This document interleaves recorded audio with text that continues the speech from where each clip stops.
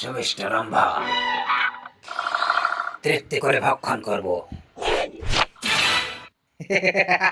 দেখলে তো ঋষি, এই তীরন্দাজ রাজার কতটা আন্দাজ। মূর্খ তীরন্দাজ রাজা, তোর এত অহংকার! তুই আমার আহার নষ্ট করলি। আমি তোকে অভিশাপ দিচ্ছি, তুই আহারের জন্য যেটা স্পর্শ করবি সেটাই মাটি হয়ে যাবে। শকুনের সাপে কোনোদিন গরু মরে না ঋষি। তোর বিশ্বাস হচ্ছে না তো? তবে দেখ, এই নে ধর, এই রম্ভাটা তুই ভক্ষণ করে দেখা তো। দিন। এ তো মাটি হয়ে গেল। আমাকে ক্ষমা করো ঋষি, এরকম সব জিনিসটা যদি মাটি হয়ে যায় আমি তো না খেতে পেয়ে মরে যাবো ঋষি।